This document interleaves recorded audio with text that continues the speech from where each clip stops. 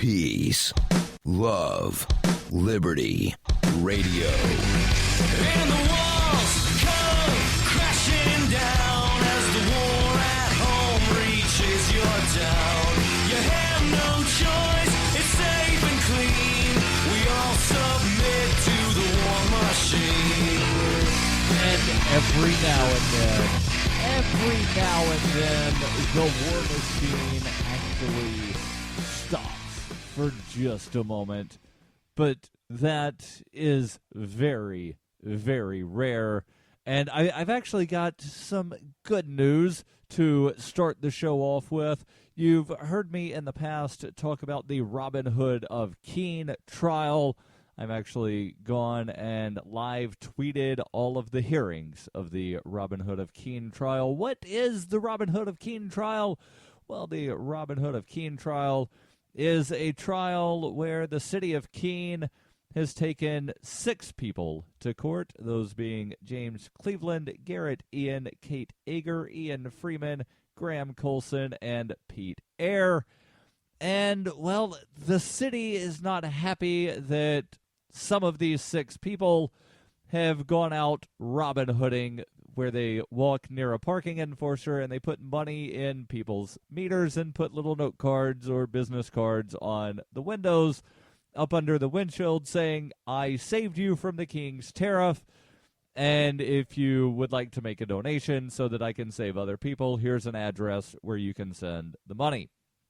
So this case initially started back in May of 2013, and there was a hearing in over late summer, early spring of 2013, and the Superior Court judge threw it out and said what the city is asking for would violate the free speech rights of the 6 respondents, the respondents being the 6 people that were sued.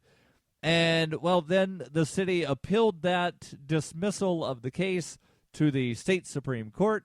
State Supreme Court had a hearing I think it was last fall, issued their ruling this past spring, and partially remanded the case back down to Superior Court, said, "Superior Court judge, you need to have a hearing and then make a decision without without relying solely on the First Amendment. You need to make a decision." And so they had a hearing in early October, and, well, the decision came out today, and again, the Superior Court judge has dismissed the case, and it's a 15-page decision. I will only read about a paragraph and a half here. It says, even though the city has significant governmental interest at stake, the proposed injunctions are not sufficiently narrowly tailored to protect those interests while not overburdening speech. The court cannot conceive of any more narrow or alternative relief that would provide any meaningful protection to the parking enforcers without running afoul of the First Amendment or without running afoul of the respondents' First Amendment rights. As noted, the government interests here are not sufficient to warrant an infringement on the respondents' First Amendment rights. Any injunction requiring a buffer zone of any meaningful distance would require a significant change in the method used by the respondents to disseminate their protected speech. Now, what he's talking about here, the buffer zone, that's what the city was asking for. We want a floating buffer zone of 10 feet around a parking enforcer anywhere they may be while on duty.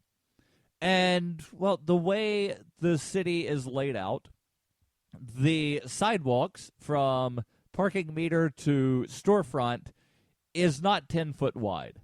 Several of the stores have patio seating. Several of the restaurants downtown have patio seating, which means that on a nice summer day, if you're sitting at one of the patio seatings, which is basically on the sidewalk of one of the establishments, well, you're going to be within maybe 4 or 5 feet of a parking meter, which means that at some point during the day, if you just were to sit in one spot, a parking enforcer would come within 10 feet of you, thus meaning that you would very likely wind up violating the buffer zone, and then possibly violating the court order and possibly risking going to jail just for sitting downtown enjoying the day.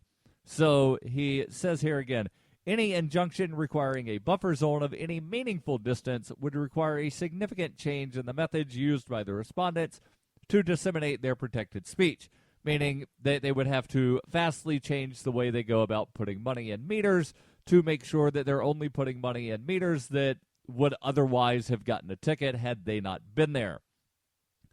And he then has a conclusion that I will read.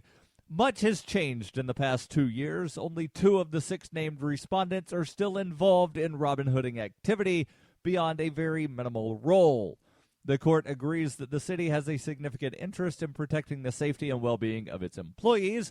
The parking enforcers are hard-working, loyal employees, he writes.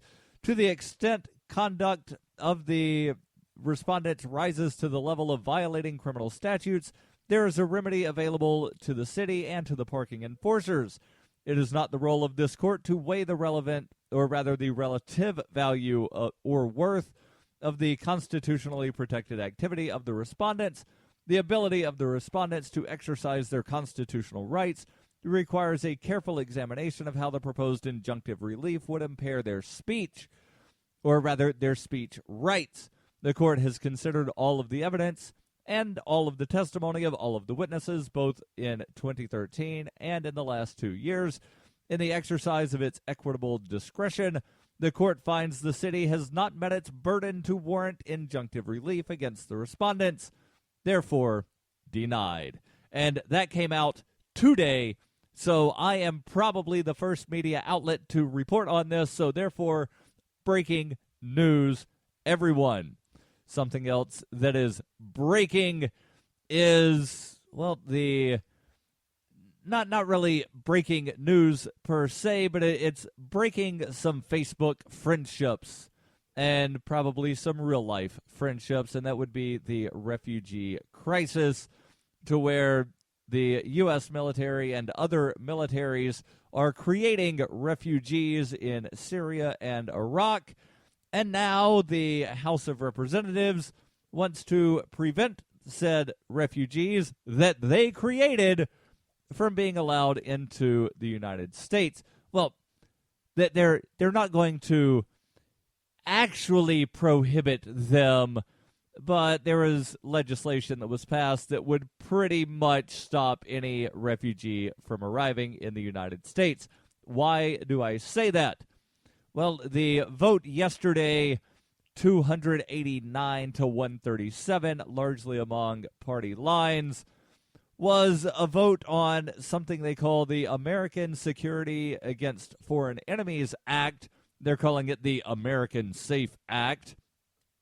And this would require every single Iraqi or Syrian refugee who wants to be admitted into the United States to get a certification from the FBI director on their background check, as well as 3 different certifications from the FBI director, the Homeland Security Secretary, and the Director of National Intelligence that the individual refugee is not a threat. Now, how will this effectively halt the entire process? Well, I'll tell you in just a moment here on Peace, Love, Liberty Radio. You can support FPP Radio by joining the Fans program. Fans are friends, allies, and Numery supporters. Fans help FPP afford to produce more original content. You can join the Fans program for as little as $3 per month through Patreon and get perks like ad-free versions of FPP Radio News and Peace, Love, Liberty Radio. To learn more or to join the Fans program, visit fans.fppradio.com. That's fans.fppradio.com. Hey, this is Michael Dean from the Freedom Fiends radio show. I've been working with computer programmer Derek Slopey to create Fiend Phone. I'm using Fiend Phone right now to talk with and record one of my co-hosts in real time. Take it, Davi. Hey, this is Davi Barker, and I'm 1,000 miles away from Michael, but we sound like we're in the same room. We sure do, Davi. So, Davi, please tell the nice people more about Fiend Phone. Fiend Phone is free, open-source software that opens up a global world of possibilities for collaborative, high-quality remote voice media production, and I'm digging it. People can try the Windows beta version of PhonePhone right now at PhonePhone.com. But we're also raising money to vastly improve PhonePhone and vastly improve independent talk media worldwide. So go to PhonePhone.com to help out. Who will build the audio roads? We will, with your help. That's PhonePhone.com. FEENPHONE.com. Foxtrot, Echo, Echo, November, Phone.com. PhonePhone. I never knew remote audio could be this good. You're listening to Peace, Love, Liberty Radio with Darryl W. Perry. So before I continue telling you about what the House Republicans, it's mostly the House Republicans that are trying to do this, but before I continue telling you about what the House Republicans are trying to do, why they are trying to stop refugees, I want to make sure that I tell you about Liberty.me. Liberty.me is more than just a social networking site. Certainly, there is the social networking aspect. You can post cat memes on your wall if you want to. You can join groups. You can chat in forums, which is something you do not find on traditional social media. You can also chat in chat rooms. There are also other things that you can do on Liberty.me that you can't do in regular social networking, such as download ebooks. I've not ever seen Facebook offer free ebooks. Liberty.me has dozens of them. And something that you will not find on Liberty.me, but you do have to deal with if you're on Facebook or one of the other social networks, is internet trolls. Why are there no internet trolls on Liberty.me? Well, because Liberty.me is a paid service. But you can save 10% off of that subscription fee by using referral code FPP Radio. That's Liberty.me, referral code FPP Radio. And make sure if you do join, add me as a friend. Who am I? I am Darryl W. Perry. So Liberty.me, referral code FPP Radio, and add Darryl W. Perry as a friend on Liberty.me. So the story from antiwar.com says, while in theory, and this is talking about the American SAFE Act, the Security Against Foreign Enemies Act, i.e., let's prevent refugees that we are creating from entering our country Act, while this, in theory, could mean that refugees could still come to the United States, this being that they need a certification from the FBI director on their background check, as well as another certification from the FBI director, a certification from the Homeland Security Secretary, and a certification from the Director of National Intelligence on their backgrounds and making sure that they are, quote-unquote, not a threat. Well, they could still possibly maybe come under this scenario, assuming that it somehow becomes law. Barack Obama has already said that he's going to veto this.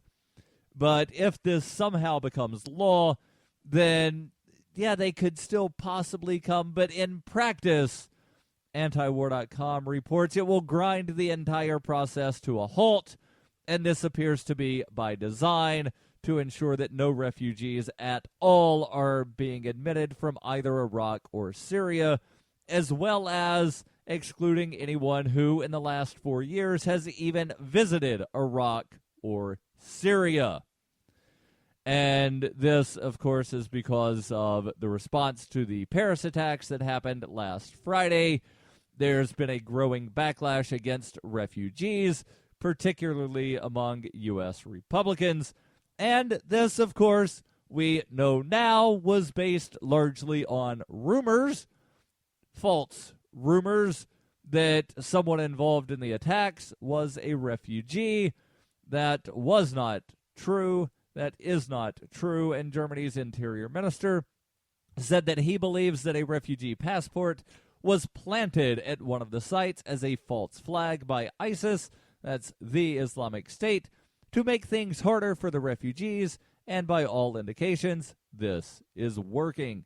So why would the Islamic State want people to think that it was refugees who did the attacks, when the Islamic State then came out and said, we were responsible. Well, I suspect that it's because the Islamic State wants all of the refugees to be sent back to Syria so that they can either be used as, well, basically tax slaves, tax cattle, or they can be killed. Because what good is having a caliphate if you have no one in your caliphate over which to rule? What good is having a country if you have no people to govern? If you have no one to rule, what is the purpose of having a country? And that's really the situation that the rulers of the Islamic State find themselves, is that, well, all of the people that were living in their territory that are able to flee have fled. There are nearly 11 million people from Syria alone that have been displaced either internally or externally. What does displaced mean? It means that you can no longer live in the city where you were living or in your home where you were living, and you had to move because of fighting or famine or other reasons, mostly because of fighting. I believe the number is 6.5 million that are internally displaced, meaning that they've left where they were living, but they're still inside the borders of Syria. And then the other 4.5 of the 11 million people are the refugees, meaning that they have been able to flee Syria.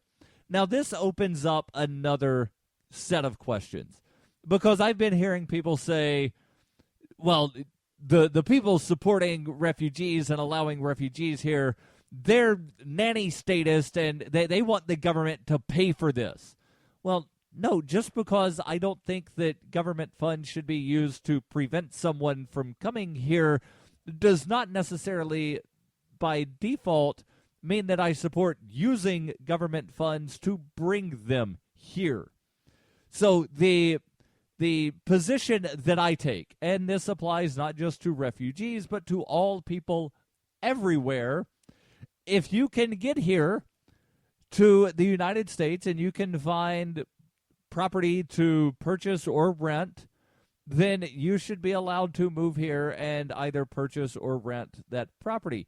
That there should not be, one set of regulations of, people that were born within the United States can move wherever they want within the United States, as long as, fill in the blank, they purchase their own property, they rent their own property, whatever. And there are even some people that would say, well, you were born here, so you get to collect the welfare because that's okay, you were born here. But these other people, well, I don't want anybody to collect welfare, because I don't, and let me preface that by saying government welfare, because that is funded through force and threats of force, to where it's stolen from people's paychecks, it's stolen from the fruits of people's labors. But if people want to voluntarily donate to some program, then whatever the rules set up by the entity running that program, those should be the rules that are followed. And if, let's just say the Salvation Army, and I don't know if this is the policy of Salvation Army or not, but if the Salvation Army wanted to implement a policy saying that no one can receive benefits or any kind of assistance from Salvation Army unless they were born in the United States, well, that's up to the Salvation Army to determine. I would then be able to freely choose not to donate to them, and I would donate to another organization that does not discriminate based on where someone was born. So saying that they should be allowed to come here is not the same as saying people should pay to bring them here. And speaking of people coming here, apparently people are leaving here as well. I'll tell you guys. Stay tuned. During the 2013 Porcupine Freedom Festival, Davi Barker presented an idea for a renegade psychological experiment. Since then, he has refined his idea and put his plan and research into writing. He explains, "We aim to show the world beyond a shadow of a doubt that power corrupts absolutely and corrupt authority deserves no obedience. Authoritarian Sociopathy is available from Amazon.com and all major bookstores. Are you tired of governments murdering people around the world? Stop using their money. There is an alternative. Bitcoin is a stateless, free market, non-political currency. Bitcoin cannot be inflated or controlled by any government. By using their money, you are helping the state. Stop doing it. You have an incredible alternative available now. Learn it, use it, spread it. Get started with Bitcoin at weusecoins.com. That's weusecoins.com. It is the year 91,001 BCE. Witness humanity's origins in Hyperchronius, a classic role-playing game for Windows PCs, with a story like no other game before. The liberty-oriented experience that is not to be missed. Go to zog.ninja to get your copy of Hyperchronius today. Use the code FPP to get $1 off. Hyperchronius, zog.ninja, code FPP. You're listening to Peace, Love, Liberty Radio, online at fppradio.com. Before I tell you who is leaving, and it will probably surprise you, I want to make sure that I tell you about a way that you can help support this show. And actually, it's not just this show, but it's all of the things that I produce. It's Peace, Love, Liberty Radio. It's FPP Radio News. It's the website, fpp.cc, and the monthly newspaper, FPP News. Well, you can support that through your donations. You can donate to the FANS program. Fans are friends, allies, and numerous supporters. And you can join the FANS program for as little as $3 per month using Patreon. And I set up the Patreon a couple of months ago. I haven't really promoted it as much as I should. But Patreon makes it incredibly easy for me to give people their perks. So one of the perks that I implemented when I started using Patreon that was not a perk prior to is giving ad-free access to the shows. So if you're listening to this and you downloaded from SoundCloud, or you're listening on SoundCloud, or you're listening on one of the radio networks that carries the show, you know there's a couple of commercial breaks during the show.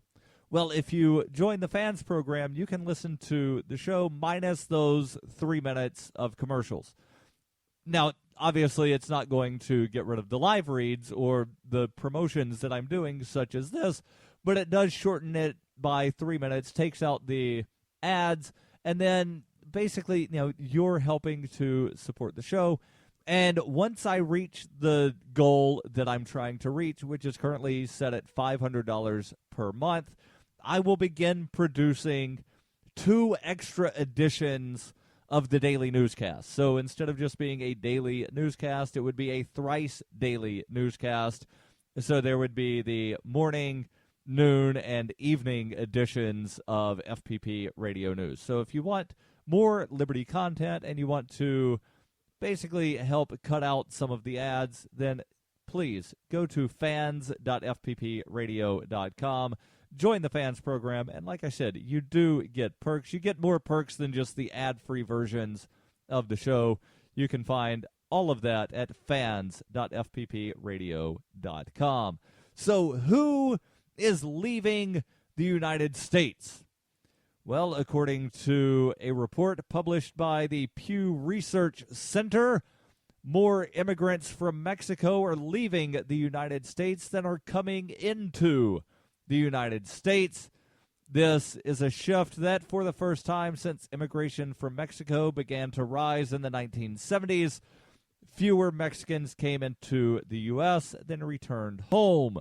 The Pew report found the reversal is primarily the result of a steep drop in Mexicans coming into the country.